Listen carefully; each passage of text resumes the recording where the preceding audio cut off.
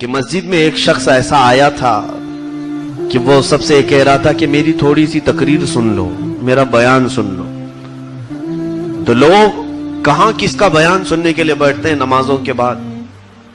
اس بزرگ نے لوگوں کو بٹھایا کہ اس کا واقعہ حقیقت کا ہے، ذرا سن کے چلے جانا۔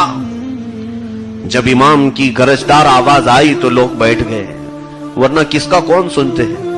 دیکھنے میں ایک فقیر آدمی دکھ رہا تھا جو آیا ہوا ہے، وہ کھڑا ہوا اور کہا، اے میرے دوستو، میں اپنی زندگی کی حقیقت بتانے تمہارے سامنے آیا ہوں، میں اپنی زندگی کی ایک حقیقت تمہیں سنانے کے لیے آیا ہوں۔ اے میرے عزیزو، اس واقعے کو صرف میں اس لیے نقل کر رہا ہوں شاید ہمارے بچوں کو عبرت مل جائے۔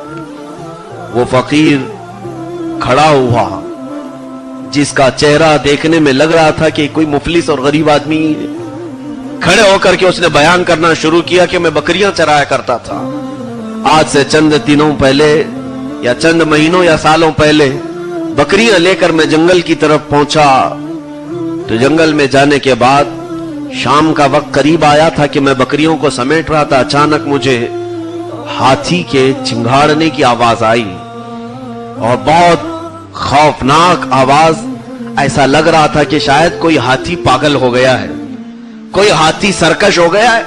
وہ درختوں کو ٹکر مارتے ہوئے، دھم دھم کی آواز کرتے ہوئے تیزی سے دوڑتا آ رہا تھا۔ مجھے جسم میں کپکپی سی آ گئی کہ کوئی ہاتھی پاگل ہوا ہے اور وہ پھر کسی چیز کو نہیں دیکھے گا، مسل دے گا۔ حیرت کی جب آنکھیں میری پھٹی رہ گئی جب میں نے دیکھا ہاتھی میری طرف بڑھتا ہوا آ رہا ہے۔ وہ اتنا خطرناک اور بہت بھاری جسم کا ہاتھی تھا، تو میں بچ بچاتے ساری بکریاں چھوڑ کر بھاگنے لگا کہ میں کوئی پناہ ڈھونڈ لوں۔ ظاہر سی بات ہے کوئی درخت باقی نہیں رہتا اس ہاتھی کے ہاتھ میں۔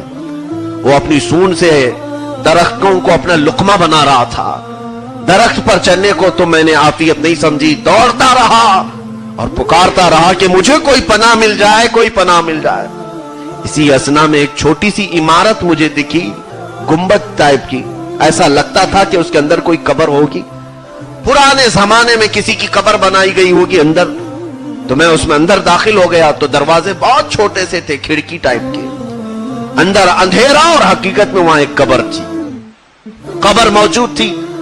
وہ ہاتھی دوڑاتا ہوا وہاں تک پہنچ گیا، اور جب وہ اندر داخل نہیں ہو سکتا تھا، چھوٹے سے دروازے تھے، تو اس نے اپنی سونڈ اندر داخل کی، مجھے پکڑنے کے لیے یا مجھے روندنے کے لیے اس دروازے کے اندر سے سونڈ داخل کیا، اور اس کی سونڈ خالی صرف مجھے ٹکراتی تھی تو میرا جسم پورا ہل جاتا تھا۔ بچ بچاتے میں کسی کنارے، دیوار کے کنارے چھپا رہا اندر کے اس قبے میں، اس چھوٹی سی عمارت میں۔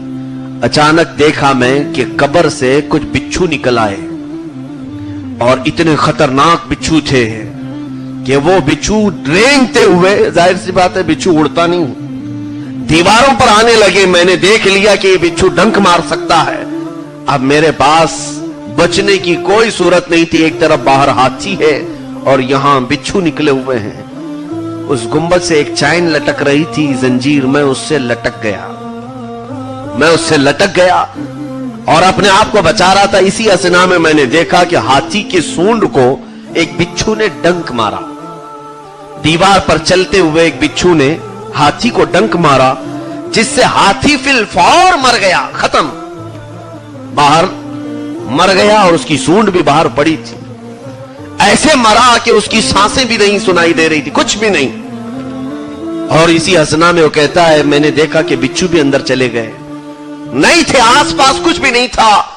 میں نے سوچا شاید میرے بچنے کا کوئی راستہ نکل آیا، نہیں تو اس نے اپنی موت کو بہت قریب دیکھ لیا۔ وہ کہتا ہے میں دروازے سے باہر نکل آنے کی سوچ رہا تھا، لیکن دروازے کے باہر یہ دیو ہیکل ہاتھی پڑا ہوا ہے، اس کے مر جانے کے بعد بھی اس پر سے مجھے گزرنا پڑتا، اس کے علاوہ کوئی راستہ ہی نہیں تھا، ہاتھی کے اوپر سے مجھے گزرنا تھا۔ اور اتنا خطرناک ہاتھی کے مرنے کے بعد بھی ہمارے اندر ہیبت طاری کر رہا تھا۔